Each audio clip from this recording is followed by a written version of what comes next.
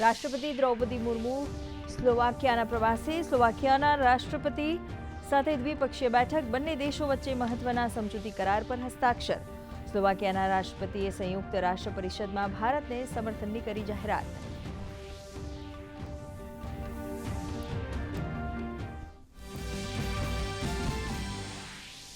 વિશ્વ નવકાર મહામંત્ર દિવસની ઉજવણીના ભાગરૂપે વિજ્ઞાન ભવનમાં આયોજિત કાર્યક્રમમાં પ્રધાનમંત્રી નરેન્દ્ર મોદી રહ્યા ઉપસ્થિત. નવકાર મંત્રને ગણાવ્યું આસ્થાનું કેન્દ્ર.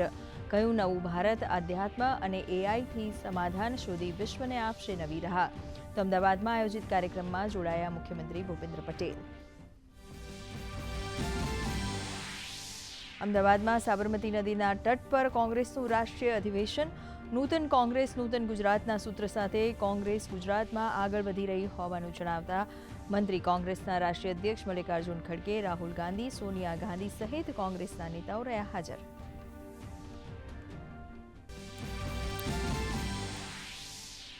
ગાંધીનગરમાં ઉચ્ચ અને ટેકનિકલ શિક્ષણ મંત્રીની અધ્યક્ષતામાં GCAS એડમિશન પોર્ટલની મળી રિવ્યૂ બેઠક.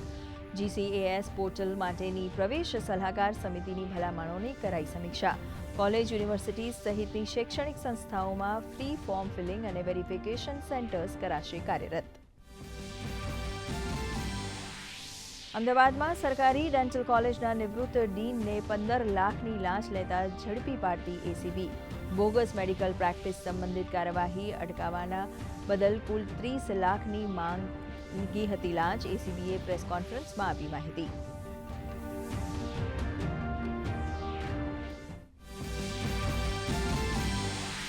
કેન્દ્રીય કેબિનેટની બેઠકના મહત્વના નિર્ણય. તિરુપતિ કાટાપાડી રેલવે લાઇનના વિસ્તારના કામને તથા હરિયાણા અને પંજાબ માટે જીરકપુર બાયપાસને અપાઈ મંજૂરી. તો PM કૃષિ સિંચાઈ યોજના હેઠળ કમાન્ડ ક્ષેત્ર વિકાસ અને જળ પ્રબંધનની યોજનાને અપાઈ લીલી ઝંડી.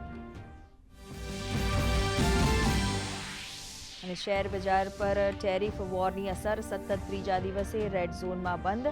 સેન્સેક્સ 340 પોઈન્ટ ઘટીને 73,847 પર. તો નિફ્ટી 22,500ની નીચે બંધ. સોના ચાંદીના ભાવમાં વધારો. તો RBIએ સતત બીજી વખત વ્યાજ દરમાં કર્યો ઘટાડો. રેપો રેટ 0.25% ઘટી 6% થતાં હવે લોન થશે સસ્તી. અને મુંબઈ આતંકી હુમલાના આરોપી તહવ્વુર રાણાને ભારત પ્રત્યાર્પણ કરવાની તૈયારીઓ શરૂ.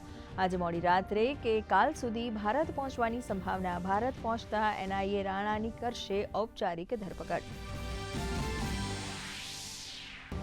તો રાજ્યમાં હીટ વેવનો આકરો રાઉન્ડ.